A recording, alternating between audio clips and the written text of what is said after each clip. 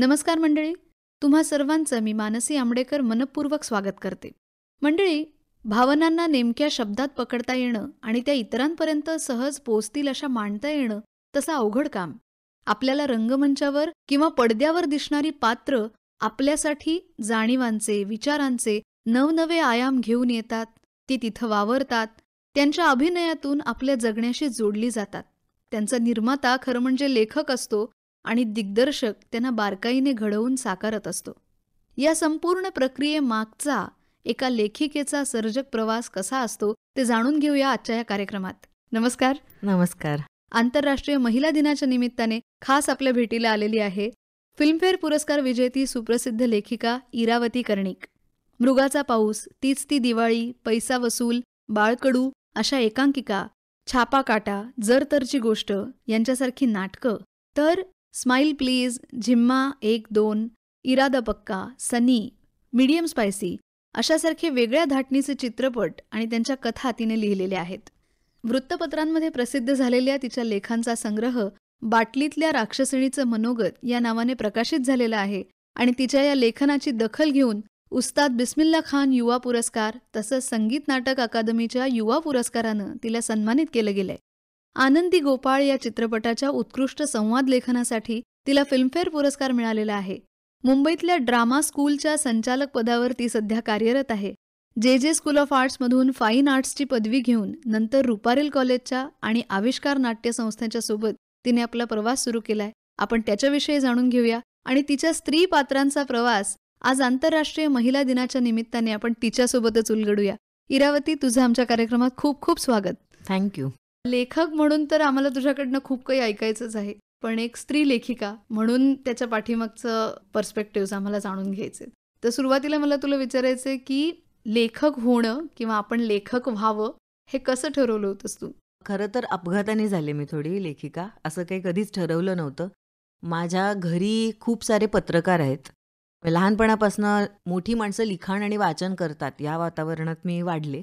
पण त्याचा परिणाम म्हणून खरं तर सुरुवातीला मी वाचन हे भयंकर रेझिस्ट केलं, की मला बाबा, आत्या, काका वगैरे अनेक जण वाच वाच वाच पुस्तकं वाच सांगायचे आणि मला असं व्हायचं की आता तुम्ही म्हणताना वाच, मग मी नाही वाचणार. तर असं अनेक काळ चालू होतं. पण त्या रेझिस्टन्समधनं बाहेर पडायला मला नाटकाची मदत झाली. म्हणजे मी कादंबरी, कथा वगैरे काहीही वाचायच्या आधी मी नाटकं वाचू लागले, कारण मला त्यातली पात्र ऐकू यायची. तर मला त्या जगात राहायला जायला खूप मजा यायची आणि मला ते माध्यम म्हणून प्रचंड भावलं खूप सुरुवातीलाच. आणि मला आठवतंय 3रीत असताना माझ्या वडिलांचं एक मासिक होतं अबब हत्ती नावाचं. त्यात मी मुली नाटक करतात नावाचं काहीतरी एक 5 का 7 मिनिटाचं नाटक लिहिलं होतं. अच्छा. तर ते माझं पहिलं नाटक होतं. तर मी पहिलं जर काही लिहिलं तेही नाटकच होतं. तर तिथून सुरुवात झाली. म्हणजे मग शाळेत असताना, कॉलेजमध्ये असताना तसं काही फार लिखाण करत नव्हते. मी जे स्कूल ऑफ आर्टला जॉईन केलं तेव्हाही मी ऐकलं होतं की तिथलं नाटकाचं डिपार्टमेंट खूप चांगलं आहे. अनेक सारी अशी पासआउट झालेली नावं होती मोठी मोठी, की म्हणजे जी आता नाट्यक्षेत्रात होती, फिल्म क्षेत्रात होती, जी जेची ग्रॅज्युएट्स होते. तर म्हणून मी खूप आशेने गेले तिथे की आपण फाईन आर्ट शिकूच, पण त्यानिमित्ताने नाटकही होईल. पण मी ज्या वर्षी जॉईन झाले त्या वर्षी असं लक्षात आलं की अनेक वर्ष ठप्प आहे सगळं, काहीच घडत नाहीये इथे. म्हणून मग आम्हीच काही जणांनी मिळून एक नाटक केलं. डबा फिरवून पैसे मिळवून ते नाटक पुरुषोत्तम करंडक त्या वर्षी पहिल्यांदा मुंबईत झाली होती, त्यात सादर केलं. तर ते काही फार बरं नाटक नव्हतं, पण त्यानिमित्ताने पुन्हा एकदा नाटकाशी जोडली गेले मध्ये एका मोठ्या गॅप नंतर. आणि नाटकाशी पेक्षा लिखाणाशी जोडली गेले. नाटक मी शाळेमध्येही असताना करत होते आणि त्या नाटकाला चेतन दातार आला होता आणि त्यांनी मला आविष्कारमध्ये आमंत्रण दिलं की मी आत्ता एक नाटक बसवतोय, तर तू येशील का? आणि तेव्हा त्याचा काही लिखाणाशी पुन्हा संबंध नव्हता. तो मला म्हणाला होता अभिनय करायला ये, मला तुझा आवाज आवडला. म्हटलं ओके. तर तो मंटोवरती नाटक करत होता तेव्हा आणि त्याचं नाव होतं सरहद से बाजार तक. म्हणजे पहिल्या अंकामध्ये सरहद के बाद नावाची पार्टिशनबद्दलच्या गोष्टी आणि नंतर दुसऱ्या अंकात मीना बाजार म्हणजे तेव्हाच्या वेश्या आणि त्या सगळ्याबद्दलच्या कथा. तर त्यात मी काम करायला लागले आणि ते सगळं चालू असताना पुन्हा एकदा नाटकांचं वाचन वाढलं. तेंडुलकर वाचले, एलकुंचवार वाचले, बरीच जुनी नाटकं वाचली आणि पुन्हा एकदा जरा हात शिवशिवायला लागला. म्हणून मी काहीतरी एक लिहायला घेतलं आणि मी चेतनला सांगितलं की मी एक काहीतरी लिहायचा प्रयत्न करते, तर तू ऐकशील का ते कधीतरी? तो म्हणाला हो आण ना. आणि मी त्याला ते ऐकवलं. तर ते म्हणजे मोडकं तोडकंच होतं, पण त्याचा रिस्पॉन्स ते ऐकून असा होता की अगं, म्हणजे तू का प्रश्न तरी का पडलाय तुला की मी हे पूर्ण करू का किंवा ह्यात काही तथ्य आहे का? 100% पूर्ण कर, ते बसव, आपण आविष्कारकडनं ते प्रोड्यूस करू. आणि त्या सगळ्या प्रोत्साहनातनं मग मला असा कॉन्फिडन्स आला की ओके, जर ह्याला वाटतंय की ह्यातनं काहीतरी चांगलं नाटक होऊ शकतं तर कदाचित होऊ शकतं. तिथे पुन्हा एकदा सुरुवात झाली आणि मग ते चालू राहिलं बऱ्यापैकी. पण एखादं पात्र निर्माण करताना ते कुठल्या वयाचं असेल, त्याचं त्या कथेमधलं काय स्थान असेल किंवा त्याची लेंग्थ किती असेल, हे ठरवता येतं का? आणि ते आपल्या कुठल्या जाणीवांमधनं तयार होतं किंवा ते काही वेळा पाहिलेलंच कधी-कधी थेट कागदावर उतरतं का? माझ्या सगळ्या कामांची सुरुवात सहसा पात्रांपासूनच होते. म्हणजे अनेक लेखक म्हणतात की आधी आयडिया सुचते किंवा गोष्ट सुचते किंवा काहीतरी इमेज दिसते. तर हे होतंच अर्थात, हे सगळ्यांच्याच बाबतीत होत असतं. वर्तमानपत्रात आपण काहीतरी वाचतो किंवा कुठेतरी रस्त्यात काहीतरी दिसतं किंवा एखादं गाणं ऐकता ऐकता काहीतरी डोळ्यासमोर उभं राहतं आणि त्यातनं कुठल्यातरी कथानकाची सुरुवात होते. पण मला बऱ्याचदा एखादी गोष्ट आता डेव्हलप करायची असं म्हटलं की मला आधी पात्र सुचेपर्यंत काही ते पुढे जात नाही. तर मला ते ऐकू येतात माणसं आणि मग ते त्या विषयाप्रमाणे ऐकू येतात आणि ती बरंच काय काय वायफळ बोलतात. म्हणजे ती काही फक्त जे फिल्ममध्ये लिहिलं जातं किंवा कथेत लिहिलं जातं किंवा नाटकात लिहिलं जातं त्या व्यतिरिक्त ती बरंच काय काय काय काय काय काय बोलतात. आणि त्या बोलण्यातनं कुठेतरी माझ्यासमोर ती एक 3 डायमेन्शनली उभी राहिली की मग मला असं वाटतं ओके, आता मी ठरवू शकते की या पात्राने काय करायचं. कारण ते ठरायच्या आधीच जर मी लिहायला घेतलं तर बऱ्याचदा ते फिरायला जातं लिखाण. म्हणजे ते विषयाला धरून होत नाही. ते कुठेही आपला कंट्रोल त्यावरती राहत नाही. पात्र आपलं आपलं बोलत राहतात, वागत राहतात. तर कुठेतरी ती पूर्णपणे दिसली, उभी राहिली समोर, की आपल्याला ठरवता येतं की ओके, ह्या गोष्टीत मला ह्या पात्राकडनं अमुक करून घ्यायचंय किंवा तमुक करून घ्यायचंय. पण त्या प्रक्रियेत मला खूप एक आवडणारी गोष्ट ही पण आहे की अनेकदा कितीही आपण ठरवलं की माझं पात्र असं वागणार, माझं पात्र हेच बोलणार, तरीसुद्धा जर थोडंसं सैल सोडलं तर क्रिएटिव्ह प्रक्रियेमध्ये आपलं पात्र आपल्याला अनेकदा सरप्राईज करतं. काहीतरी लिहिता लिहिता बोलून जातं किंवा करून जातं जे आपण ठरवलेलं नसतं. ते झालं की खूप मजा येते. मग असं वाटतं की हां, म्हणजे ह्याला काहीतरी, ह्याच्या आतमध्ये काहीतरी जान आहे, ह्याच्या आतमध्ये काहीतरी स्वतःचा जीव आहे आणि आता ह्याच्याभोवती एक गोष्ट रचता रचता काहीतरी अनप्रेडिक्टेबल सुद्धा घडणार आहे. तर त्या मोमेंटसाठी म्हणजे लिखाण करताना त्या मोमेंटची भयंकर मजा येते. क्या बात आहे. तशी तर तुझी अनेक पात्र आहेत. म्हणजे अशी अनेक स्त्री पात्र आहेत की जी रूढ अर्थाच्या किंवा आता ज्या ठराविक अशा प्रतिक्रिया असतात एखाद्या घटनेला किंवा एखाद्या प्रसंगाला, तशी ती व्यक्त होत नाहीत, तशी त्या प्रतिक्रिया देत नाहीत. म्हणजे त्यातूनही अशी स्त्री पात्र निर्माण करावी असं तुला का वाटलं? मला कुठेतरी असं वाटतं ना, म्हणजे पूर्वी लहान असताना मला जेव्हा स्त्री लेखिका असं म्हटलं जायचं तेव्हा मला राग यायचा की तुम्ही लेखकांना पुरुष लेखक म्हणता का? मग मुलगी लिहिते तर तिला स्त्री लेखिका का म्हणायचं? लेखकच का नाही म्हणायचं? हळूहळू जसं माझं वय वाढत गेलं तसं मला त्यातला एक राजकीय भाग हळूहळू जास्त कळू लागला आणि लक्षात आलं की नाही, ते अधोरेखित करणं कधीतरी महत्त्वाचं असतं. तर त्याचा मग मी विचार केला की मग खरंच आपण जेव्हा एखादी गोष्ट आपल्याला सुचते तेव्हा आपल्याला ती ड्राईव्ह करताना सहसा बाई दिसते. तर त्याचं एक ऑब्व्हियस कारण हे आहे की मी बाई म्हणून जगते, त्यामुळे जगाकडे बघण्याचा दृष्टिकोन, वेगवेगळ्या गोष्टी अनुभवण्याचा दृष्टिकोन हा बाईचा आहे. त्यामुळे मला त्यातनं जास्त ऑथेंटिकली सुचतं. पण असं नाही आहे की लेखक ज्या जेंडरचा असतो किंवा ज्या क्लासचा असतो किंवा ज्या बॅकग्राऊंडचा असतो तेच फक्त लेखक लिहित राहतो असं नसतं ना. त्या लेखकाच्या कल्पनाशक्तीवरती अनेक गोष्टी अवलंबून असतात. तर हा मी प्रश्न विचारलाय स्वतःला की मग मी नुसतं पाहिलेलं किंवा अनुभवलेलं याच्या व्यतिरिक्त, याच्या पलीकडे जाऊन माझ्या स्त्री पात्रांकडनं काय घडवून आणते किंवा काय मला करायला आवडतं.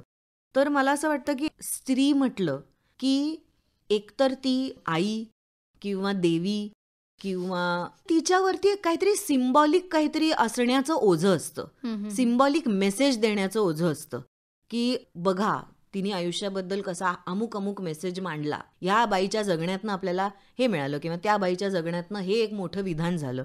तर हे आहेच बरोबर. पण मला त्याच वेळेला असं वाटतं की एक फ्लॉड स्त्री तयार करणं पात्रांमध्ये हे खूप मी करायचा प्रयत्न करत असते. की स्त्री म्हटलं की एक समाजाला काहीतरी मेसेज देण्याची तिच्यावरती जबाबदारी किंवा तिच्यावरती ओझं लादण्यापेक्षा ती धडपडत, कोणते प्रश्न सोडवत, कधी योग्य पद्धतीने, कधी चुका करत, कधी अतिशय वाईट वागत, कधी चांगली वागत, कधी हलकटपणा करत, कधी गोडपणा करत, अशी एक आपल्याला 3 डायमेन्शनल फ्लॉज असलेली नॉर्मल स्त्री हे आपल्याला शक्य तितकं तयार करता येईल का हे मला बघायचं असतं. हे मी माझ्या पात्रांमधनं, स्त्री पात्रांमधनं करायचा प्रयत्न करत असते. म्हणजे आतापर्यंतच्या चित्रपटांमध्ये किंवा मोठ्या पडद्यावरच्या नायिकांना जसं वागताना बघितलं गेलंय तसं प्रेक्षकांना तुझी पात्र वागताना दिसत नाहीत. त्यामुळे ते बघताना असं सरप्राईज एलिमेंट जसं तू म्हणालीस तसा फारच मिळतो. पण तो कुठेतरी आवडेन असा होईल किंवा तो पटकन असा जरा वेगळ्या प्रकारे तो नाकारला जाईल असं भीती नाही वाटली? नाही, कारण एक तर माझ्या स्त्रिया मला नाही वाटत की पूर्णपणे रियालिटीशी तोडून असतात. त्या मी आजूबाजूला बघते ज्या बायका, त्या बायकांमधूनच त्या प्रेरित असतात. आणि मला दिसतं की एकाच प्रकारचा इंडिपेंडन्स नसतो किंवा एकाच प्रकारचं बंड नसतं. आपल्याला आर्किटाइप्स बघण्याची सवय झाली आहे की बंडखोर स्त्री म्हणजे काय, तर मग ती खादीचे कुर्ते घालते आणि ती पत्रकार असते आणि ती सिगरेट ओढते आणि ती शिव्या देते आणि ती बॉयकट करते. तर नाही, हे एका अतिशय संकुचित पद्धतीचं बंड आहे. मी अनेक अशाही बायका बघितलेल्या आहेत, म्हणजे घरी काम करणारी मुलगी असेल किंवा म्हणजे कोणीही असेल, माझी भाजीवाली असेल, माझ्या अनेक मैत्रिणींमध्ये ज्यांना 2 मुलं आहेत, ज्या नोकरी करत नाहीत त्या असतील, किंवा जी नोकरी करते जिने ठरवलंय लग्न करायचं नाही अशी असेल. तर बंडखोर स्त्री किंवा इंडिपेंडंट स्त्री ह्याचेही अगणित प्रकार आहेत. हे कुठेतरी पोचवण्याची आणि अधोरेखित करण्याची गरज आहे असं मला वाटतं. आपण फार कम्फर्टेबल होतो आर्किटाइप्समध्ये आणि मग तेच आपल्याला बघायचं असतं. म्हणून मला असं वाटतं की मी स्वतःचे काही नॉन निगोशिएबल ठरवलेत, की समजा माझ्या सगळ्या स्त्रिया मला एका लेवलचा इंडिपेंडन्स असलेल्या दाखवायच्या आहेत किंवा सगळ्या स्त्रिया एका लेवलला जे काही आजूबाजूला चाललंय त्याला चॅलेंज करणाऱ्या, त्याबद्दल प्रश्न विचारणाऱ्या दाखवायच्या आहेत, किंवा सगळ्या स्त्रिया ह्या फक्त ऐकून घेणाऱ्या नाही आहेत, तर त्या उलटं उत्तरं देणाऱ्या आहेत, उलटे प्रश्न विचारणाऱ्या आहेत, त्यांना हवं ते शोधू पाहणाऱ्या आहेत, त्यांना हवं ते करणाऱ्या आहेत. म्हणजे त्या सेल्फिश आहेत किंवा किंवा कधी कधी त्या सेल्फिश सुद्धा आहेत.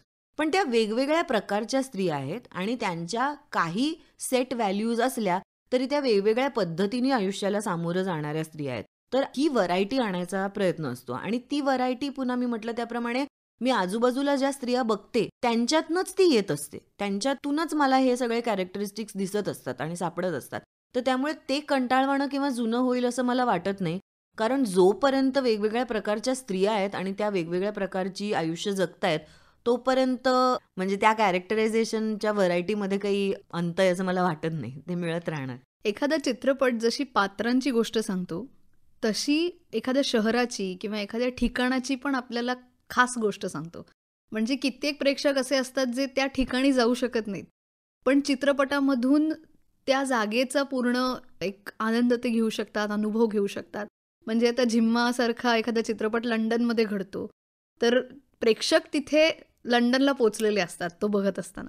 तर पात्र एखादं सुचतं जेव्हा तुला किंवा त्या पात्राचा विचार करताना, ते साधारण कुठल्या शहरात, कुठल्या सामाजिक परिस्थितीमध्ये असेल किंवा ते किती शिकलेले असेल, किती वयाचं असेल, ह्या सगळ्याचा पण विचार येतो. त्याची निर्मितीची प्रक्रिया कशी असते? हा खूप महत्त्वाचा भाग असतो कोणतंही पात्र रचताना. कारण कुठल्याही कॅरेक्टरचा विचार करताना आपण त्याची फिजिओलॉजी, सोशिओलॉजी आणि सायकॉलॉजी ही खूप तपशिलात जाऊन त्याचा विचार केला तर ते पात्र मी म्हणाले त्याप्रमाणे 3 डायमेन्शनली तयार होतं.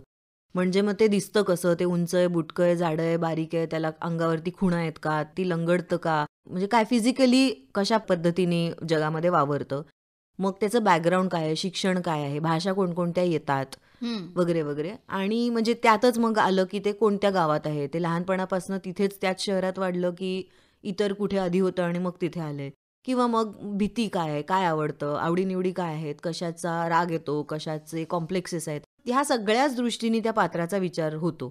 आणि त्या गोष्टीतनं आपल्याला कशाबद्दल बोलायचंय याचा विचार करताना ती गोष्ट आपल्याला कुठे प्लेस करायची आहे हे ठरतं. म्हणजे मी मृगाचा पाऊस नावाची एकांकिका लिहिली होती, ती रेवदंड्यात घडायची. अच्छा. तर ती एका छोट्या मुलीला पिरियड येतो, पहिला पिरियड येतो याची ती एकांकिका होती.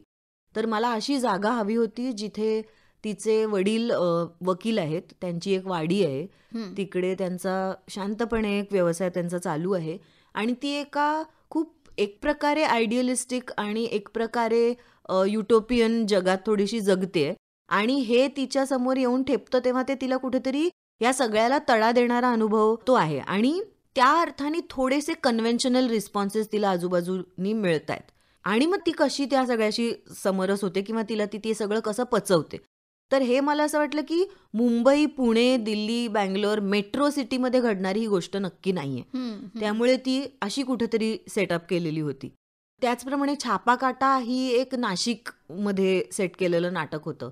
मी एक नाटक लिहिलं होतं हिंदी गाशा नावाचं, जे काश्मीरमध्ये सेट होतं आणि जे म्हणजे काश्मीरी पंडित एक्सोडसच्या आधीचं काश्मीर, अच्छा. तेव्हा तिथे ते सेट होतं. तर तिथे आणि आज असं ते सायमल्टेनियसली घडायचं.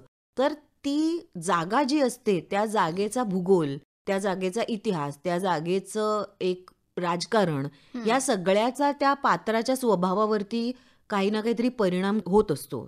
तर तो परिणाम आपल्याला गोष्टीमध्ये जर उपयोगी ठरणार असेल तर त्या पद्धतीने आपण त्यांना त्या त्या ठिकाणी सेट करतो. विलन्स हा एक अजून वेगळा प्रांत आहे. म्हणजे प्रत्येक कथेमध्ये विलनची गरज नसते. हे आम्ही तुझ्या कथा बघतो जेव्हा, तेव्हा असं जाणवतं. पण व्हिलन्सची आता प्रेक्षकांना एवढी सवय झालेली आहे, तर त्याच्याबद्दल काही वेगळ्या प्रतिक्रिया मिळतात तुला? नाही, म्हणजे कथेच्या अपेक्षा किंवा आपण त्या अपेक्षा आपल्या क्रिएटिव्ह चॉईसेसमधनं सेट करत असतो. तर मला असं वाटतं की मी ज्या प्रकारचं जग बांधायचा प्रयत्न करते त्या जगात विलनची अपेक्षा नाही ठेवता येत. कारण त्या जगात सहसा परिस्थितीप्रमाणे माणसं चांगली वाईट वागत असतात आणि त्यातनं काहीतरी शिकत असतात किंवा शिकत नसतात. त्या अशा जगामध्ये सहसा तुम्हाला एक ब्लॅक आणि व्हाईट माणसं मिळतील असं नसतं. त्यामुळे ती सगळीच माणसं कधी ना कधीतरी विलन असतात, कधीतरी हिरो असतात, कधीतरी तर ग्रे माणसांची गोष्ट सांगायला ऐकून मला आवडतं. आणि ते जर मेनस्ट्रीम असेल तर ती थोडी व्हाईटिश ग्रे असतात आणि ते जर एक्सपेरिमेंटल असेल तर ती थोडीशी डार्किश ग्रे असतात. एवढाच काय तो फरक होतो. पण म्हणजे गोष्ट सांगण्याचं पण एक तंत्र आहे ना? आता हो, इतके अर्थातच. वेगवेगळे फॉर्म्स तू लिहिलेले आहेस. तर गोष्ट कशी सांगावी किंवा ती प्रत्येक फॉर्मनुसार ते सांगण्याचं तंत्र कसं बदलतं, काय सांगशील? मला एकूण स्टोरी टेलिंगबद्दल खूप कुतूहल आहे की काय काय करून गोष्ट सांगता येते. आणि मी जरा आधाशासारखी त्याबद्दल वाचत असते. म्हणजे मी इंग्लिश मीडियम शाळेमध्ये गेले असल्यामुळे मला खूप ॲक्सेस आहे. ट्रान्सलेटेड इंग्रजी पुस्तकंही वाचायला मिळतात. त्यामुळे मग मी आफ्रिकन भाषेतनं, कोरियनमधनं, जपानीमधनं ट्रान्सलेट झालेली पुस्तकं वाचते किंवा ब्रिटिश अमेरिकन पुस्तकं तर आपण वाचतच आलेलो आहोत. मग त्या कथा असतील किंवा कादंबऱ्या असतील, नाटकं असतील. आणि मी आता ड्रामा स्कूल मुंबईमध्ये अकॅडमिक हेड आहे. तर त्या कामाच्या निमित्ताने मला जगभराच्या नाटकात काय चाललंय हे सतत शोधत राहावं लागतं. त्यानिमित्ताने जगभरातली नाटकं वाचत राहावं लागतं आणि राहावं लागतं म्हणजे तो मला एक आवडता भाग आहे त्या नोकरीचा. मी आधीपासूनच ते करत होते, त्याचाही फायदा झाला ह्या कामामध्ये. तर हे मी जरा हावरटासारखं जमवत असते हे सगळं मटेरियल आणि हे सगळे वेगवेगळ्या प्रकारचे अप्रोच लिखाणातले. आणि त्या बाबतीत म्हणजे मला तेंडुलकर ही एक मोठी प्रेरणा आहे. कारण इतका एक्सपेरिमेंटल लेखक मी खरंच पाहिलेला नाहीये. त्यांनी जितक्या प्रकारच्या एक्सपेरिमेंट्स केले त्यांच्या लिखाणातनं, म्हणजे त्यांच्या कथासुद्धा एकमेकीपासून इतक्या वेगवेगळ्या आहेत. म्हणजे कथा, नाटक, लहान मुलांची नाटकं वगैरे हे सगळं तर बाजूलाच, पण नुसत्या कथा जरी पाहिल्या तरी त्यात त्यांनी इतक्या वेगवेगळ्या प्रकारचे प्रयोग केलेत की खऱ्या अर्थाने प्रयोगशील लेखक तो आहे असं मला वाटतं. आणि हे खूप मोठी शिकण्यासारखी गोष्ट वाटली मला त्यांचं लिखाण वाचून की हे चांगलं होईल का वाईट होईल किंवा हे आवडेल का नाही आवडेल किंवा हे चालेल की नाही चालणार पेक्षा आपल्याला काहीतरी नवीन सापडलं का, आपल्याला काहीतरी नवीन करता आलं का, हे शोधत शोधत शोधत जितकं आपण लिहित जाऊ तितकं काहीतरी नवीन घडवता येतं. आणि मला हा एक आपल्या काळाचा भाग वाटतो की फेल्युअरची भीती. म्हणजे हे स्टुडंट्सच्याही बाबतीत बऱ्याचदा ही चर्चा होते की फिल्मच्या बाबतीत कसं होतं ना, इतका पैसा इन्व्हॉल्व्ड असतो, त्याचं आर्थिक गणित इतकं वेगळं आहे की ती फिल्म ठीक आहे, हिट झाली तर हिट, नाही झाली तर नाही असं पटकन म्हणता येत नाही. कारण इतक्या माणसांचा इतका पैसा त्यात अडकलेला असतो की त्यात सहसा रिस्क घेता येण्याची शक्यता खूप कमी असते. मग एक चॅलेंज येतं की लोकांना आवडेल, भावेल आणि तरीसुद्धा आपल्याला म्हणायचंय ते त्यात आपल्याला मांडता येईल, हा बॅलन्स कसा साधायचा. तर तिथे त्या अर्थाने एक्सपेरिमेंटेशन थोडं कमी करता येतं मेनस्ट्रीम कमर्शियल फिल्म्स लिहिताना, कारण खूप जास्त पैसा इन्व्हॉल्व्ड असतो. पण ते सोडलं तर मग नाटक असेल, मग कथा असतील, एकांकिका असतील, तिथे एवढे पैसे इन्व्हॉल्व नसतात. मग आपण ते का करत असतो? तर मग ह्याच मजेसाठी करत असतो. त्या माध्यमाच्या शक्यता पडताळून पाहायला, स्टोरी टेलिंगमध्ये काय काय आपल्याला प्रयोग करता येतात हे बघून काहीतरी त्यातनं शिकायला. तर कधी कधी फेलही व्हावं, म्हणजे वाईट नाटकंही लिहावी, वाईट कथाही लिहाव्या, त्यातनं खूप जास्त शिकायला मिळतं. तर हे आमचं बऱ्याचदा स्टुडंट्सशी पण बोलणं होतं, की मी एक अतिशय वाईट एकांकिका लिहिली होती, शेळी जाते जीवानिशी नावाची. मी कधीच विसरणार नाही ती. अच्छा. कारण त्या एकांकिकेमध्ये खूप चुका करून झाल्या, जे करायचा प्रयत्न चालला होता ते फेल झालं. तर अर्थातच ते चालू असताना त्रास होतो, पण त्यातून काहीतरी खूप एक्साइटमेंट आली पुढचं लिहिण्याची. तर हे जे वेगवेगळ्या माध्यमांचं तू विचारत होतीस ना, तर मला असं वाटतं की ती मजा असते की आपण हे माध्यम आपलं माध्यम म्हणून का निवडलंय, तर हे सगळे खेळ करता यावे म्हणूनच निवडले. म्हणजे अर्थातच काहीतरी म्हणायचंय, काहीतरी मांडायचंय, पण हे सगळे खेळ करताना जी मजा येते त्यातनं आपल्याला पुढचं काम करत राहण्याचा हुरूप मिळत असतो. विजय तेंडुलकर हे नाव खूपच आदराचं आहे आणि खूप मोठं आहे, कारण ते वेगवेगळ्या क्षेत्रातलं खूप मोठं नाव आहे. त्यांच्या लिखाणासारखं लिखाण पुढे घेऊन जाणं हे नवीन पिढीकडनं घडतंय का? कारण ओढला एक कागद पुढे, त्याच्यावर काहीतरी लिहिलं आणि ते प्रकाशनाकडे पाठवलं, एखाद्या मासिकाकडे, त्याने ते छापलं की आपण लेखक झालो असं लोकांना वाटतं.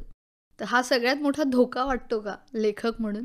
एलकुंचवार असतील किंवा तेंडुलकर असतील, दोघांच्याही लिखाणाच्या बाबतीतला मला हा मोठी ही क्वालिटी वाटते की, आणि त्यातनं मला असं वाटतं मला या प्रश्नाचं उत्तर मिळालं की अमुक एका विषयाचं नाटक का लिहायचं, किंवा कोणत्या विषयाची कथा होते, कोणत्या विषयाचा लेख होतो, कोणत्या विषयाची फिल्म होते, तसं कोणत्या विषयाचं नाटक होतं. तर ह्यांच्या कथा, यांचे एसेज आणि ह्यांची नाटकं वाचून असं लक्षात येतं की ज्या प्रश्नांची उत्तरं आपल्याकडे नाहीत आणि ज्या प्रश्नांची उत्तरं हो नाही इतकी सोपी नाहीत, इतकी सरळ नाहीत, जी अनेक पदरी आहेत, जी अतिशय कॉम्प्लिकेटेड आहेत, अशा प्रश्नांची उत्तरं शोधण्याचा प्रयत्न म्हणजे नाटक. तर ते नाटक संपेपर्यंत ते उत्तर सापडलेलं असेलच असं नाही, पण त्या उत्तराच्या दिशेने आपण कुठेतरी थोडेसे पुढे गेलेलो असतो. आणि मग त्या नाटकाची प्रगल्भता ही तो प्रश्न कशा पद्धतीने आपण स्वतःसाठी फ्रेम करू शकलोय यावरून ठरते. तर आपल्याला असं दिसून येतं तेंडुलकरांचं लिखाण वाचताना सुद्धा की त्यांची जी माणूस प्राण्याची जाण आहे किंवा राजकीय जाण आहे ती इतकी खोल आहे आणि ती इतकी अनेक पदरी आहे की जगाकडे बघणे आणि माणसं जशी वागतात तशी का वागतात याचा जितका खोलवर जाऊन विचार करता येईल तितका करणे, यातूनच ते हळूहळू घडत जाणार आहेत. मात्र मला एक तक्रार वाटते तेंडुलकरांच्या स्त्री पात्रांविषयी की बरोबर आहे, म्हणजे ट्रॅजेडी याचं एक स्वतःचं स्थान आहे नाटकामध्ये. शेक्सपियरच्या ट्रॅजेडीज असतील किंवा तेंडुलकरांच्या ट्रॅजेडीज असतील, पण मला वाटतं कुठेतरी त्यांची स्त्रीपात्र ही कायम हरतात नाटक संपताना, आणि अतिशय उद्ध्वस्त करून टाकणाऱ्या परिस्थितीमध्ये ती हरतात.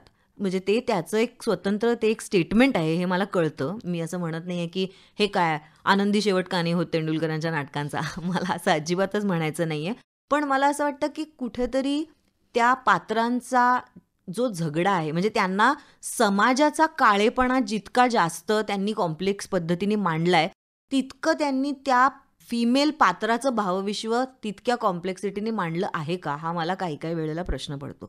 आणि मला ते चंपाच्या बाबतीत बऱ्याचदा असं वाटतं की आहे, पण इतर त्यांच्या म्हणजे बेणारेबाई असतील किंवा मीता एक कहाणीमधली सुमित्रा असेल किंवा तर ह्या पात्रांच्या बाबतीत मला ते तितकं आहे असं वाटत नाही. त्या मानाने मग मला एलकुंचवारांच्या ज्या स्त्री पात्र आहेत त्यांची, त्यातली आई असेल, विशेषतः त्रिनाट्यधारेतली, त्यात खूप जास्त पेथॉस आहे आणि खूप वेगळ्या प्रकारची ट्रॅजेडी आहे आणि लेयर्स आहेत असं मला वाटतं. तर त्या पद्धतीच्या मल्टी लेयर्ड बायका, कॉम्प्लेक्स बायका, कळायला कठीण बायका ह्या मला लिहायच्या आहेत. आणि त्यांच्या जगण्यातनं काय आपल्याला बघण्यासारखं आहे किंवा शिकण्यासारखं आहे किंवा माणूस प्राण्याबद्दल काय कळून घेण्यासारखं आहे हे शोधायचं आहे. आता तू म्हणालीस तसं एकाच पात्राच्या अनेक शेड पण कथेमध्ये दाखवता येतात किंवा त्या पात्र रंगवताना, पात्र उभं करतानाच त्याच्यामध्ये दिसतात. पण मग एखादं पात्र उभं राहिलं, ते प्रत्यक्ष पडद्यावर किंवा प्रत्यक्ष रंगमंचावर आलं की त्याच्यानंतर कुठेतरी असं रिते पण येतं का, की कुठेतरी आता झालं आपलं सगळं, आता असं वाटतं का? हो, 100% येतं. कारण आपण कुठेतरी त्या पात्राच्या थ्रू त्या जगात राहायला गेलेलो असतो आणि त्या जगात पूर्ण बुडून गेल्याशिवाय लिखाण होत नाही. तर त्यामुळे ते संपलं, करून झालं आणि ते दिलं की कुठेतरी ते आपलं राहिलं नाही असं होतं. आता ते प्रेक्षकांचं झालं किंवा आता ते दिग्दर्शकाचं झालं आणि त्यावरती मग वेगळे वेगळे संस्कारही होतात. म्हणजे ते दिग्दर्शकाचं होतं तेव्हा त्यावर वेगळे संस्कारही होतात आणि प्रेक्षकांचं झाल्यावरती त्यांचं इंटरप्रिटेशन येतं. त्यामुळे आपल्या डोक्यात जे होतं ते तसंच्या तसं राहत नाही. आता ते दुसऱ्या कोणाचं तरी होतं, तर ते सोडून देणं हे कधी कधी असतं, थोडं इमोशनली त्रासदायक असतं. पण ते लेखक असण्याचा भाग आहे. म्हणजे त्याचा बाऊ करण्यात काही अर्थ नाही. पण रिते पण नक्की येतं. म्हणजे पुढचं काम सुरू करायच्या आधी पुन्हा एकदा जरा रिचार्ज करावं लागतं स्वतःला. पुन्हा एकदा 4 गोष्टी बघून, वाचून, लोकांशी भेटून, बोलून पुन्हा तो एकदा स्पार्क यायला थोडा थोडा वेळ जातो. आणि ह्यालाच जोडून मग मी असा एक प्रश्न विचारेन की जेव्हा अशी एक स्थिती असते की काहीच सुचत नाही, म्हणजे आपल्याला एक विषय लिहायचा आहे, हे आहे डोक्यात कुठेतरी, पण कागदावर काहीच येत नाही, तर असा एक ब्लॉक पण येतो काही वेळा, द रायटर्स ब्लॉक ज्याला म्हणतो. तर त्याच्याशी तुझा कधी सामना झालाय का आणि त्याला डील कसं करायचं? येतो, पण मला असं वाटतं की काहीच सुचत नाही असं नसतं. म्हणजे इवन स्टुडंट्स पण म्हणतात तेव्हा किंवा इतर लेखक वगैरे आम्ही चर्चांमध्ये, गप्पांमध्ये हे येतं बऱ्याचदा की अडकलोय किंवा अडकले, नाही जाते पुढे, काहीच नाही होते. तर पण तो ब्लॉक वेगवेगळ्या बाबतीत असतो. म्हणजे कधी कधी प्लॉट अडकतो की आता इथून पुढे काय घडणार मला कळत नाहीये, कथा कोणती दिशा घेणार मला कळत नाहीये, किंवा मला अमुक अमुक ठिकाणी पोचायचंय पण मध्ये काय करू की तिथे आपण पोचू हे कळत नाहीये. तर अशा गोष्टी होऊ शकतात. किंवा अमुक अमुक पात्राचा प्रवासच काय असावा कळत नाहीये, खूप इंटरेस्टिंग कॅरेक्टर सुचलंय पण ते कसं बदलेल, ते कुठून कुठे जाईल, त्याचा प्रवास काय असेल हे कळत नाहीये. तर तो ब्लॉक वेगवेगळ्या बाबतीत असू शकतो. तर मला वाटतं कुठेतरी हे ओळखणं महत्वाचं आहे की आत्ता मी अडकले, तर मी नेमकी कशाच्या बाबतीत अडकले. मग कथानकाच्या बाबतीत अडकले, प्लॉटच्या बाबतीत अडकले, शेवट सुरुवात भाषेच्या बाबतीत अडकले, कॅरेक्टरायझेशनच्या बाबतीत अडकले, कुठल्या तरी एखाद्या रिलेशनशिपच्या बाबतीत अडकले, की अमुक 2 पात्र तर तयार केली पण त्यांची रिलेशनशिप पुढे कशी जाईल कळत नाहीये. तर ते शोधणं, आयडेंटिफाय करणं महत्वाचं आहे. त्यातनं बऱ्याचदा सुटतं. जे कृष्णमूर्ती म्हणतात तसं, प्रश्न समजून घेतला की बऱ्याचदा त्याच्या आतमध्ये उत्तर असतं. पण समजा तरी त्यातनं नाही सुटलं, तर मला एका ट्रिकची मदत होते. ती म्हणजे त्या फिल्ममध्ये किंवा त्या नाटकात नसलेलं लिहायचं, पण त्या पात्राला धरून लिहायचं. अच्छा. म्हणजे स्वतःवरती हे प्रेशर घालायचंच नाही की हे सगळं त्या नाटकामध्ये असणार आहे. समजा नसणार आहे, वेगळंच काहीतरी त्या कथानकात नाहीये, त्या जगात नाहीये, पण त्या पात्राला धरून आहे, असं काहीतरी लिहायचं.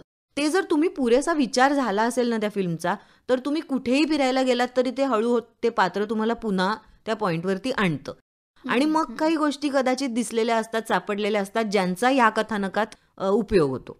तर असे काही ट्रिक्स अँड टिप्स असतात ज्या करून बघायच्या. एक हॉट सीट नावाचा प्रकार वर्कशॉप्समध्ये केला जातो की एखादं पात्र एखाद्या ऍक्टरला द्यायचं करायला, त्याच्याकडनं 3-4 सीन्स करून घ्यायचे की ते त्या ऍक्टरच्या अंगवळणी पडेल आणि मग त्या ऍक्टरला एखादं सिच्युएशन द्यायचं जे नाहीये कथानकात. अच्छा. आणि त्याला त्या हॉट सीटमध्ये ते पात्र म्हणून प्रश्न विचारायचे ज्याची उत्तरं कदाचित लेखकाकडेही नाहीयेत. आणि कधी कधी ऍक्टरकडनं एखादी काहीतरी गोष्ट येऊन जाते जी त्यांच्या जगण्यातनं कुठेतरी त्यांना जाणवलेली असते त्या ऍक्टरशी समरस झाल्या, त्या कॅरेक्टरशी समरस झाल्यानंतर, आणि एखादं उत्तर मिळतं किंवा एखादं काहीतरी तपशील मिळतो. तर कुठेतरी मला वाटतं की ह्या सगळ्या कला कोलॅबोरेटिव्ह कला आहेत, हे विसरता कामा नये. आपणच एक सर्वेसर्वा आहोत, गॉड कॉम्प्लेक्स घेता कामा नये स्वतःवरती. आणि त्याचं उत्तर आपल्याला कदाचित आपल्या शेजाऱ्याशी गप्पा मारताना मिळू शकतं, ट्रेनमधल्या बाईकडनं मिळू शकतं, एखाद्या प्रेक्षकाच्या कॉमेंटमधनं मिळू शकतं, एखाद्या ॲक्टरकडनं मिळू शकतं, एखाद्या आपल्या को आर्टिस्टकडनं मिळू शकतं, कुठूनही मिळू शकतं. तर ते तिथनं मान्य करण्याची जर तयारी ठेवली, तो ओपननेस ठेवला, तर ते उत्तर येतं कुठून तरी. क्या बात आहे. तू लेखन तर करतेच आहेस, त्याच्यासोबत दिग्दर्शन केलंस, तू अभिनय केलास, नेपथ्य पण केलंस. तर ह्या एवढ्या सगळ्या भूमिका कशा वाटतात, म्हणजे त्याच्यात काय मजा येते वेगवेगळ्या प्रकारच्या भूमिका एकच वेळी करताना? एक तर त्याचं कारण हे आहे की नाटक क्षेत्र हे एक अतिशय जुगाडू क्षेत्र आहे. म्हणजे आज तरी सुद्धा मला दिसतंय की खूप जास्त स्ट्रक्चर येतंय नाट्यक्षेत्राला, खूप फॉर्मलायझेशन येतंय. म्हणजे इव्हन एक्सपेरिमेंटल नाटकामध्ये हळूहळू पैसा ओतणारी माणसं येत आहेत, फंडिंग मिळतंय. तर त्यामुळे मग त्याला एक प्रकारचा आकार येतो आणि जरा फॉर्मलायझेशन होतं. पण मी जेव्हा नाटक करायला सुरुवात केली तेव्हा हे नव्हतं. तर त्यामुळे खूप जणांना खूप सारी कामं एका वेळेला करावी लागायची. रुपारेल कॉलेजपासून तू सुरू केलं? हां, म्हणजे मी जे स्कूल ऑफ आर्ट्सची ग्रॅज्युएट आहे, पण मी नाटकाची सुरुवात एकांकिकांपासून केली, ज्या मी रुपारेलच्या तर्फे लिहित होते. म्हणजे अद्वैत दादरकर दिग्दर्शित करत होता आणि मी लिहित होते. आणि मी आविष्कारमध्ये काम करत होते त्याच वेळेला. तर मला आठवतंय आम्ही आविष्कारमध्ये रात्रभर सेट रंगवत बसलोय, किंवा आता हे नाटक आपल्याला करावंसं वाटतंय, तर नेपथ्यकार कोण, आता नेपथ्यकार शोधायचा, किंवा आविष्कारचे नेपथ्यकार होते रवी रसिक, लाईट्स आणि सेट ते करायचे, पण ते आता बिझी आहेत. तर तेव्हा ते करणे हे इतकं महत्वाचं होतं ना, की असं व्हायचं की ओके चल आपण करू, फार तर काय होईल, वाईट होईल ना, ठीक आहे ना, काय बिघडतं. आणि मग त्यातनं अनेक रोल्स मी घेत गेले, की अच्छा हे करून पाहायचंय, चला दिग्दर्शन पण करू, हे करायचंय, चला अभिनय पण करू. तर थोडं ते जुगाडूपणातनं झालं. पण दुसऱ्या बाजूनी मला असं वाटतं की मी हावरट पण आहे, मी म्हणाले त्याप्रमाणे. त्यामुळे मला सगळं सतत करायचं असतं. आणि जे स्कूल ऑफ आर्टचं डिझाईनचं ट्रेनिंग होतं, म्हणजे फाईन आर्ट्सचं ट्रेनिंग होतं. त्याचा डिझाईन, सेट डिझाईनमध्ये, कॉस्ट्युम डिझाईनमध्ये फायदा होतो ऑब्व्हियसली, तर त्यामुळे ते केलं गेलं. नेपथ्य डिझाईन करताना तुम्हाला अनेकदा लक्षात येतं नंतर दिग्दर्शन करताना, की सुंदर दिसणारं नेपथ्य म्हणजे चांगलं नेपथ्य नसतं बऱ्याचदा नाटकात. बरोबर. नाटकामध्ये चांगलं नेपथ्य म्हणजे ती गोष्ट सांगताना त्या पात्रांचा वावर सहजपणे होईल, महत्वाच्या मोमेंट्ससाठी महत्वाच्या पोझिशन्स मिळतील. तर ह्या दृष्टीने विचार करायचा त्या डिझाईनचा सगळा, हे काहीतरी एकमेकात फीड करणारं आहे. त्यामुळे जर नेपथ्य केलं तर दिग्दर्शनात मदत होते, दिग्दर्शन केलं नेपथ्यात मदत होते. त्याचप्रमाणे अभिनय केला की आपल्याला कळतं अच्छा म्हणजे दिग्दर्शक हे सांगायचा प्रयत्न करत होता, की मग आपल्याला कळतं अच्छा ह्या लाईन्स अशा पद्धतीने बोलल्यावरती वर्क होत आहेत, अशी वाक्य नाही वर्क होत आहेत, अशा प्रकारची भांडणं नाही वर्क होत आहेत. तर अभिनय करून लिखाणातलं बऱ्याचशा गोष्टी कळतात, दिग्दर्शनातल्या कळतात. तर ते सगळं इतकं इंटरकनेक्टेड आहे की ते वेगवेगळे रोल्स म्हणून मला बघता येत नाहीत. तर मला वाटतं मला नेपथ्य केल्याचा, दिग्दर्शन केल्याचा, अभिनय केल्याचा लिखाणामध्ये प्रचंड फायदा होत असतो सतत. हो. तर म्हणून पण मी करते. आत्ता तू जसं म्हणालीस की लिखाण करताना खूप फायदा होतो, म्हणजे लिखाण करताना एक वेगळे दृष्टिकोन दिसतात किंवा स्वतःचेच वेगळे दृष्टिकोन आपल्याला लक्षात येतात. पण मग आपलं लिखाण किंवा आपली कथा जी आहे दुसऱ्या दिग्दर्शकाला ती सांगणं किंवा त्याच्यापर्यंत ते पोहोचवणं आणि त्याच्यामार्फत ती पडद्यावर दिसणं, ही एक प्रोसेस आहे. पण जेव्हा तू स्वतःच लेखिका आहेस, तू स्वतःच दिग्दर्शक आहेस, मग जेव्हा ह्या दोन्ही भूमिका तू करत असतेस तेव्हा लेखक म्हणून काही चेंजेस स्वतःच्या लिखाणात करावेसे वाटतात किंवा काही कॉम्प्रोमाइजेस स्वीकारावेसे वाटतात किंवा ते करू नये असं वाटतं, काय नक्की काय होतं तेव्हा? मी दिग्दर्शन स्वतःच्या लिखाणाचं खूप कमी केलंय, पण माझा जो काही थोडाफार अनुभव आहे त्यातून आणि माझे जे ओळखीचे मित्रमैत्रिणी आहेत जे नाटक लिहितात आणि दिग्दर्शित करतात, फिल्म्सचं मी केलेलं नाही त्यामुळे बोलू नाही शकत, पण नाटकाच्या बाबतीत ते सगळे हेच सांगतील की लिखाण करताना आपणच या नाटकाचं दिग्दर्शन करणार आहोत हा कप्पा बंद ठेवावा लागतो, नाहीतर ते होत नाही. आत्ता लेखक म्हणूनच विचार करावा लागतो, हे मी स्टेजवर सोडवीन असं म्हणून नाही करता येत, ते त्यावेळेला सोडवावं लागतं लेखक म्हणून. आणि मग दिग्दर्शन करताना आपणच हे लिहिलंय त्यामुळे आपणच आपल्या काही वाक्यांच्या प्रेमात पडून, काही मोमेंट्सच्या प्रेमात पडून नाही नाही हे ठेवूया, हे करून चालत नाही. मग तो कप्पा बंद करावा लागतो. ते एक लिखाण करताना पण आणि आपल्या लिखाणाचं दिग्दर्शन करताना पण एक फ्रेज वापरली जाते, you have to kill your darlings. तर अनेकदा आपल्यालाच आवडणाऱ्या सीन्स असतील, मोमेंट्स असतील, वाक्य असतील, ती काढणं गरजेचं आहे हे ओळखणं हे पण चांगलं दिग्दर्शन असतं त्या पीसचं. हो, म्हणजे स्वतःला डिस्काउंट न देणं अजिबात आणि नाही. स्वतःला आवडणाऱ्याही गोष्टी असल्या पण त्या कथेला गरजेच्या नाही तर त्याला कात्री लावणं. आणि फायनली आपली कमिटमेंट ही फायनल नाटकाशी आहे, आपली कमिटमेंट ही लिहिलेल्या लेखकाशी नाही आहे. आत्ता नाटकामधनं आपल्याला जास्तीत जास्त चांगल्या पद्धतीने कसं आणि काय पोचवता येणार आहे, तर त्यामुळे तिथे तो गप्पा बंद करावा लागतो. पण आता तू जसं म्हणालीस तसं आता ह्याच्यामध्ये खूप स्ट्रक्चर येते आणि इंटरनॅशनल कंटेंट पण आता म्हणजे ॲक्सेसिबल झालेलं आहे. तर मग प्रेक्षकांची अभिरुची थोडीशी ह्याच्याकडे पाहणारी बदलतेय का? आंतरराष्ट्रीय कंटेंट बघितल्यामुळे बदलणारी अभिरुची, तर हे जरा एक चमत्कारिक प्रकार चाललाय आत्ता. मला असं वाटतं की एका बाजूला अशी माणसं आहेत, मराठी मिडल क्लास, म्हणजे एका विशिष्ट क्लासबद्दल बोलूया आपण, किंवा खरं तर क्लास पण नाही, ज्यांना ज्यांना इंटरनेटला ॲक्सेस आहे अशी माणसं, जे खूप आंतरराष्ट्रीय काम बघतायत. नेटफ्लिक्स असेल, काय आपले सगळे स्ट्रीमिंग प्लॅटफॉर्म्स OTT असतील, प्लॅटफॉर्म्स OTT प्लॅटफॉर्म्स असतील, किंवा मूव्ही सारखा प्लॅटफॉर्म असेल जिथे खूप आंतरराष्ट्रीय एक्सपेरिमेंटल फिल्म्स बघायला मिळतात. आणि त्यातनं आपल्याला शिस्त लागते ना, एक वेगळं बघण्याची शिस्त पण लागते आणि वेगळा विचार करण्याची पण शिस्त लागते. तर कुठेतरी मला वाटतं चांगलं लिखाण करणं किंवा चांगलं नाटक, चांगली फिल्म बनवणं हे जितकं ते बनवणाऱ्यावरती अवलंबून असतं, तितकंच त्याच्या प्रेक्षकांवरतीही अवलंबून असतं. कारण finally it is about meaning making by the audience also. मी काहीतरी बघते स्टेजवरती, हा माणूस इथून आला, तो माणूस मागून आला, समोर काहीतरी लाल रंगाचं आहे आणि ते दोघे जण खाली बसले. तर त्यांनी काही बोलण्याच्या आधीच मी काहीतरी रचत असते ना, की हा कोण आहे, ह्यांनी असं का केलं, ह्यांनी एकमेकाकडे का पाहिलं, लाल म्हणजे काय, ह्या चौकोनाचा अर्थ काय, अमुक काय तमुक काय. तर हे मीनिंग मेकिंग जास्त जास्त प्रगल्भ होत जातं जर आपलं एक्सपोजर वाढत असेल तर. म्हणजे आपल्याला कळत जातं की किती वेगवेगळे अर्थ असू शकतात, किती वेगवेगळ्या प्रतिमांना. तर हे एका बाजूला घडतंय खरंच. आणि त्यामुळे अनेक तरुणांच्या मराठी फिल्म्सकडनं, मराठी शोजकडनं अपेक्षा वाढतायत. पण त्याच वेळेला एक अतिशय हट्टी प्रेक्षक असाही आहे जो जुनं खूप जास्त कवटाळून बसलाय आणि जो खूप जिद्दीने टेलिव्हिजन सिरियल्स पाहतो आणि जो किंवा टेलिव्हिजन सिरियल्स व्यतिरिक्त काही पाहत नाही असं म्हणू आपण. त्या पाहण्यात काही चूक आहे असं मला म्हणायचं नाहीये, पण त्या व्यतिरिक्तही खूप वेगवेगळ्या पद्धतीचं स्टोरी टेलिंग आता जगात चाललं आहे, ते पाहत नाही आणि मग त्यांच्या अपेक्षा खूप वेगळ्या असतात. आणि हा पण खूप मोठ्या प्रमाणात आहे प्रेक्षक. तर मला वाटतं प्रोड्युसर्सची गोची ह्यातही होते की मग कोणत्या प्रकारच्या कामात आपण पैसा लावायचा, की मग रिस्क घ्यायची आणि म्हणायचं की अभिरुची बदलते आणि ते करून पाहायचं, का जे आपल्याला माहिती आहे चालणार आहे, जे माहिती आहे आवडणार आहे ते करून पाहायचं. तर मला आत्ता मराठी सिनेमा इनफॅक्ट ह्या 2 जागांच्या मध्ये कुठेतरी अडकलाय असं वाटतं. म्हणजे आत्ता मराठी इंडस्ट्री बऱ्यापैकी जरा पुन्हा एकदा धडपडीच्या काळातनं चालली आहे. एक काळ होता श्वासनंतर जेव्हा एक रेनेसान्स आला आणि खूप वेगवेगळे फिल्म्स झाल्या. आत्तापर्यंत खूप वेगळ्या प्रकारचे विषय येत होते. पण पुन्हा एकदा आपण जरा जुन्या गोष्टी, नॉस्टॅल्जिया, ऐतिहासिकपट, म्हणजे इतिहासपट, अशा बायोपिक जुन्या झालेल्या माणसांचे, तर अशा गोष्टींकडे पुन्हा एकदा कल वाढलाय. आणि बायोपिक करायला ना नाहीये, त्यात खूप जास्त इन्स्पायरिंग गोष्टी आहेत. आनंदी गोपाळचं तू स्वतःच ऑफकोर्स लिहिलेलं आहेस. केलेलं आहे. खूप जास्त अशी माणसं घडून गेलेली आहेत. खूप त्याच्यामध्ये पुढच्या विचारांचे म्हणजे प्रोग्रेसिव्ह मुव्हमेंट्सचा आपला इतिहास आहे. तर त्यामुळे त्यात सांगण्यासारख्या गोष्टी खूप आहेत. पण त्या क्रिटिकल नजरेने सांगणारी माणसं कमी आहेत किंवा त्या क्रिटिकल पद्धतीने करू पाहणारे प्रोड्युसर कमी आहेत.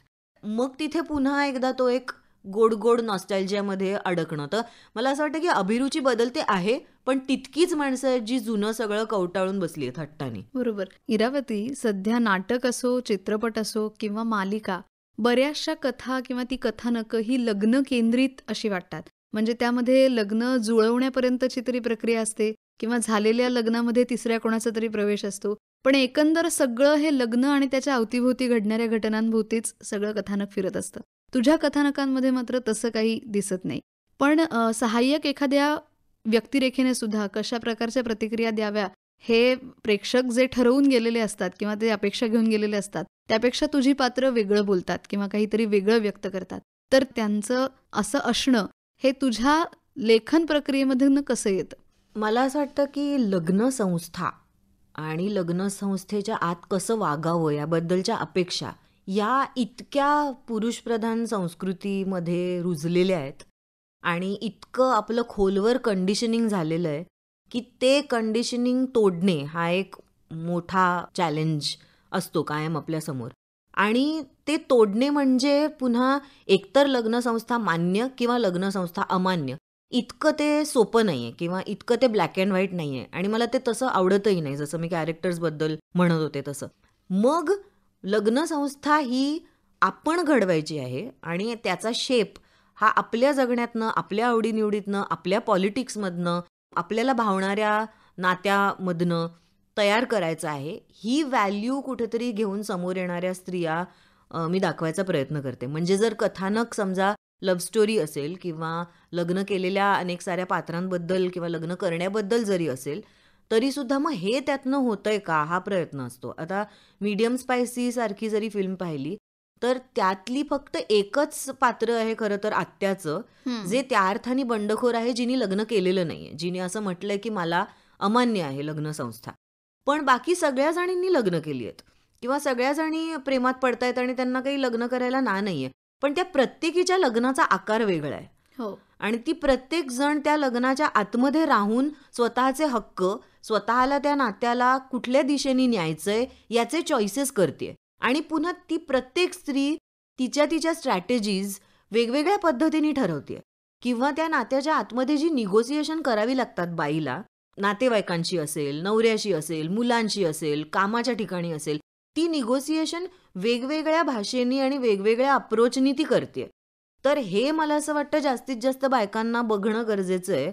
कारण पुन्हा मी म्हटलं त्याप्रमाणे बंड त्याला एकच आकार नसतो. आपण आपल्याला कसं जगायचं आहे आणि आपण काय जगून आनंदी होणार आहोत याचा आकार ठरवण्याच्या खूप वेगवेगळ्या पद्धती आहेत. आणि ते प्रत्येकजण त्यांच्या त्यांच्या स्वभावातनं आणि त्यांच्या त्यांच्या इच्छातनं आणि चॉईसेसमधनं ठरवत असतो. बरोबर. जर तरची गोष्ट पण तू लिहिलेली आहेस, तर ह्याच्यामध्ये पण जे इंटरॅक्शन आहे किंवा जे स्त्री भूमिका आहेत त्याच्यातल्या, त्या पण वेगळ्या आहेत. आणि त्या जर तर अशा त्या दोन बाजूंवरती किंवा दोन बिंदूंवरतीच त्या सतत तोललेल्या आहेत. तर एखादी स्त्री अशी दोलायमान मनस्थितीमधली किंवा एखादी स्त्री अशी तडक फडक विचार करणारी किंवा बिनधास्त अशी, पण बटबटीत नाही किंवा आक्रस्ताळेपणा करणारी नाही, असं दाखवणं किंवा असं एक रंगवणं हे कुठेतरी वेगळं आहे. आणि ते जेव्हा मोठ्या पडद्यावरती घडतं तेव्हा त्याची दखल घ्यायला लागते. म्हणजे स्माईल प्लीजची नायिका हातात मोठा कॅमेरा घेऊन येते किंवा ती कोणाला तरी सांगते असं की माझं शेड्यूल फिक्स करा किंवा काय. हे एक हेरोईक म्हणून काहीतरी समोर आणायचे की त्यांचं रोजचं जगणं आहे म्हणून ते नॉर्मलाइज करायचं. लेखिका म्हणून तुला नक्की काय दाखवायचंय? मला हे दाखवायचंय की हे सगळं असतं आजूबाजूला आणि हे सगळं बरोबर आहे. म्हणजे मला आता एक गमतीशीर स्टँडअप कॉमेडीची आठवण झाली. एक ननेट नावाचा तिचा शो आहे. तिचं नाव हॅना गॅट्सबी. तिचा एक शो आहे ननेट नावाचा नेटफ्लिक्सवरती. त्यात तिने एक खूप मजेशीर मुद्दा मांडलाय. ती म्हणते की मी लेस्बियन आहे, मी गे आहे, पण मी लाऊड नाही आहे. म्हणजे मला तो जो प्राईड मार्च असतो त्यात रंगीबिरंगी कपडे घालून ओरडा आरडा करत जी माणसं जातात, मला ते नाही करायचंय. तर माझी जागा कुठे आहे? म्हणजे तिचं म्हणणं की मला जर एक शांत लेस्बियन म्हणून आयुष्य जगायचं असेल तर ती स्पेस कुठे आहे? Either I have to be a rebellious queer person or I have to be quiet. तर हे जे मजेशीर ड्युॲलिटी आहे ना, की स्त्री म्हणजे एकतर सतत काहीतरी मेसेज देणे स्वतःच्या आयुष्यातनं किंवा मग अतिशय कन्व्हेन्शनल गपचूप सगळं ऐकून घेणे. तर हे दोनच चॉईसेस आपल्यासमोर नाही आहेत. हे मला एक खूप महत्त्वाचं वाटतं. त्याच वेळेला आपल्या कंडिशनिंगमधनं पुन्हा एकदा इतक्या काही गोष्टी आपण गृहीत धरत असतो. म्हणजे जसं तू पण पटकन असं म्हणालीस की हे सगळं करणारी पण बटबटीत नाही. तर आपल्याला ही एक भीती आहे की मी जर ओरडाआरडा केला तर मग माझ्याकडे लाऊड म्हणून बघतील का? मी जर दाटीवाटीने काही मुद्दा मांडायचा प्रयत्न केला तर मग मी बॉसी म्हटली जाईन. म्हणजे जो पुरुष डॉमिनेट करतो तो कॉन्फिडंट असतो, जी बाई डॉमिनेट करते ती बॉसी असते. जो पुरुष लफडी करतो तो प्लेबॉय असतो, कॅसनोवा असतो, जी बाई लफडी करते ती स्लट असते. म्हणजे हे जे ऑलरेडी इतकी तफावत आहे आणि ते सगळं आपल्या कंडिशनिंगमध्ये आहे. त्यामुळे फक्त पुरुष हे बघत नसतात, आपण बायका म्हणूनही अनेकदा हे बघत असतो इतर बायकांकडे. त्याच कंडिशनिंगमधनं एखाद्या नोकरीच्या ठिकाणी बायकांमध्ये कॉम्पिटिशन आहे असा एक हे असतो. म्हणजे नोकरीच्या ठिकाणी कशाला, जगातच बायांमध्ये कॉम्पिटिशन आहे आणि पुरुषांचा एक क्लब आहे. म्हणजे गॉसिप असेल किंवा काय बॅकबायटिंग असेल, हे सगळं बिचिंग असेल, हे बायका एकमेकींबद्दल आपण करायचं असतं, असं एक कंडिशनिंग आहे. आणि पुरुषांची एक गँग असते. म्हणजे क्रिकेटचा स्कोअर काय झाला किंवा एक बिडी पास करतोस का रे, यातनं अनोळखी पुरुषांच्या 3 सेकंदात मैत्री होते. तर मला कुठेतरी माझ्या गोष्टींमधनं, नाटकांमधनं, फिल्म्समधनं हे पुन्हा पुन्हा आठवण करून द्यायची आहे बायकांना की आपली पण एक गँग आहे. आपण नाही होत एकमेकीशी कॉम्पिटिशनमध्ये. म्हणजे आपल्याला पुढे जायला दुसऱ्या एखाद्या बाईला खाली खेचायची गरज नाहीये, तिच्याबद्दल बिच करायची गरज नाहीये, तिच्याबद्दल गॉसिप करायची गरज नाहीये. आपण सगळींनी एकीमेकीला धरून पुढे जाण्याची शक्यता उलट जास्त आहे. तर आपण एकमेकीकडे कॉम्पिटिशन म्हणून न पाहता एकमेकीकडे माणूस म्हणून आणि इन्स्पिरेशन म्हणून पाहायला पाहिजे. तर त्यातनं खूप जास्त आपल्याला फुलफिलिंग रिलेशनशिप्स तयार होतील. आणि बायकांमधल्या मैत्र्या हे इतकं विलक्षण प्रकार आहे. म्हणजे मी अनेकदा पाहिलंय की घट्ट मैत्रीमध्ये बाया एकमेकीशी जितकं खरं बोलतात तितकं घट्ट मैत्रीमध्ये पुरुष एकमेकाशी बोलत नाहीत. आपल्यामध्ये एक अतिशय मोठी ताकद आहे क्रिटिसिझमची, खरं बोलण्याची, भावनिक होऊ देण्याची, स्वतःला चिडून रुसण्याची आणि मग पुन्हा प्रेमात येण्याची. तर हे सगळं कुठेतरी आपण बायांच्या मैत्रीमध्ये सुद्धा येऊ दिलं पाहिजे. क्या बात आहे.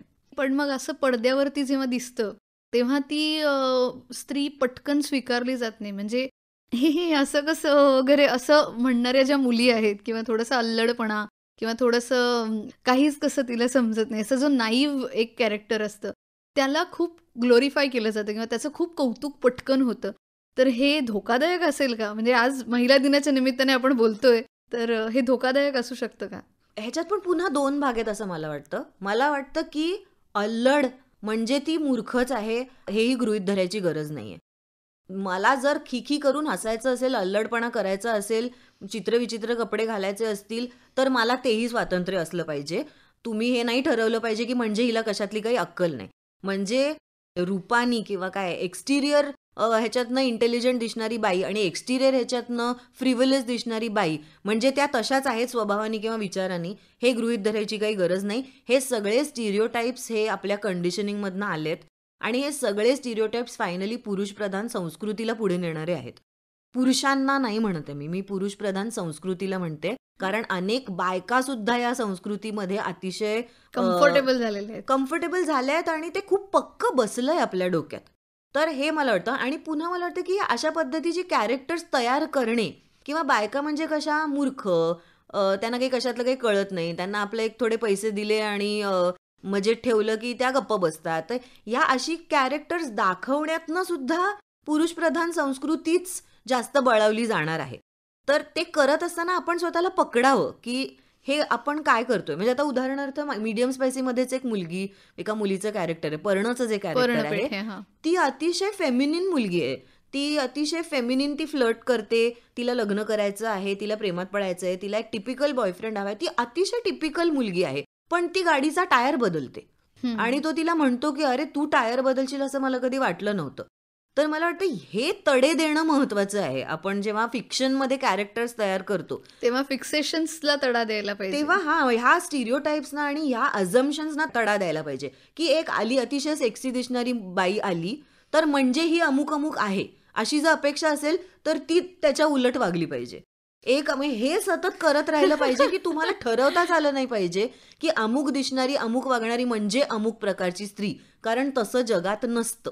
जे पुरुषांच्या बाबतीत, कॅरेक्टर्सच्या बाबतीत आपण मान्य केलंय कारण आपण त्यांना सेंटर स्टेजला इतकं पाहायची आपल्याला सवय झाली आहे. कथानकाच्या मध्यवर्ती भूमिकेमध्ये त्यांना इतकं पाहायची सवय झाली आहे की चुका करणारा पुरुष, धडपडणारा पुरुष, चांगला पुरुष, वाईट पुरुष, वेडसर पुरुष, हे सगळं आपण मेन कॅरेक्टर म्हणून मान्य करतो.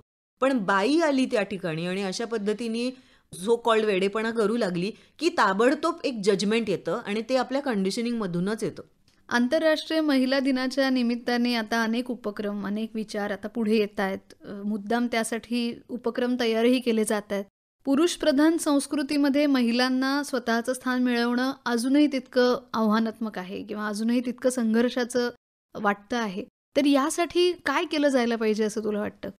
एक तर मला वाटतं आत्ता खूप इन्स्टिट्यूशन्समध्ये महत्त्वाच्या पोझिशन्सवरती बायकांनी येणं गरजेचं आहे असं मला वाटतं. म्हणजे राजकीय लेवलला मंत्री म्हणून असेल, पॉलिसीज ठरवण्याच्या बाबतीत असेल, IAS ऑफिसर्स म्हणून असेल किंवा वेगवेगळे इन्स्टिट्यूशन्स चालवण्याच्या बाबतीत असेल. म्हणजे मी आता ड्रामा स्कूल मुंबईमध्ये काम करायला घेतलं तेव्हापासून मला हे जास्त जाणवतं की कुठल्याही प्रकारचा इन्स्टिट्यूशनल चेंज हवा असेल तर तो आतूनच घडवता येऊ शकतो. आणि त्या महत्त्वाचे निर्णय घेण्याच्या जागी बाई जोपर्यंत येत नाही तोपर्यंत काम करण्याची पद्धत बदलत नाही. म्हणजे मला अनेक काळ लागला हे जाणवून घ्यायला की ही पद्धत पुरुषी आहे. फक्त निर्णयांवरती नसतं तर काम करायची पद्धत, इथलं कल्चर पुरुषी आहे. आपण एकमेकाला डिसिजन्सच्या बाबतीत निर्णय घेण्याची प्रक्रिया काय असावी एखाद्या संस्थेच्या आतमध्ये, ती प्रक्रिया पुरुषी आहे. तर ते कसं बदलता येईल हे जोपर्यंत बायका त्या ठिकाणी बसून ते निर्णय घेत नाहीत आणि त्या प्रक्रिया बदलत नाहीत तोपर्यंत ते होणार नाही. तर त्यामुळे तिथे बायकांनी येण्याची गरज आहे असं मला वाटतं.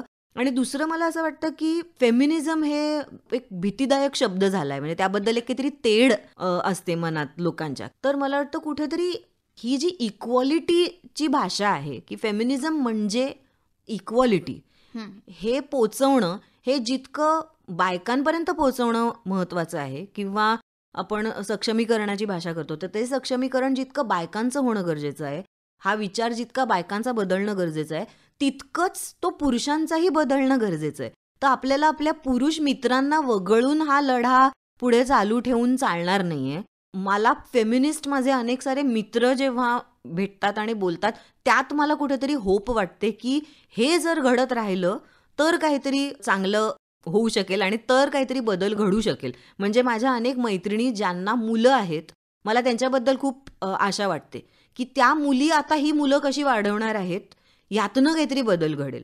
मला स्टुडंट्सच्याही बाबतीत असं दिसून येतं की मुलींना त्यांच्या हक्कांची खूप जाणीव झाली आहे आणि त्यांना त्यासाठी भांडायचंय, त्या घाबरत नाहीयेत त्याबद्दल बोलायला किंवा मग त्यांच्या हक्कांसाठी भांडायला. पण मुलांना अजून ते लक्षात नाही आलंय की ह्या मुली आता अग्रेसिव्हली स्वतःची जागा शोधू पाहतायत आणि मी आता कुठेतरी धडपडतोय हे सगळं समजून घ्यायला किंवा या सगळ्याला सामोरं जायला. तर कुठेतरी ती मदत पुरुषांनाही झाली पाहिजे आणि त्यांना बरोबर घेऊन हा बदल आपण घडवला पाहिजे. तर कुठेतरी मला असं वाटतं की जितका संवाद वाढेल तितकं ते होऊ शकेल. आणि तो संवाद वाढण्याची गरज अशासाठी आहे की पॉवरचा हा सगळा गेम Dynamics आहे. आहे, हो, आणि त्यामुळे जोपर्यंत त्यांनी धरून ठेवलेली पॉवर किंवा त्या पॉवरचा सेन्स थोडा सैल सोडत नाहीत आणि ते जाऊ देत नाहीत आणि ती जागा तयार करत नाहीत, तोपर्यंत नुसतंच आपण त्या भिंतीवरती डोकं आपटून काही होणार नाहीये. तर त्यामुळे हे काम सगळ्यांनी एकत्र करण्याचं काम आहे. म्हणजे जर सगळ्यांना एकत्र हा बदल घडला, मुलांमध्ये, मुलींमध्ये, पुरुषांमध्ये, बायकांमध्ये, तर काहीतरी एक शिफ्ट होऊ शकेल असं मला वाटतं. हा मानसिकतेमधलाच बदल आहे.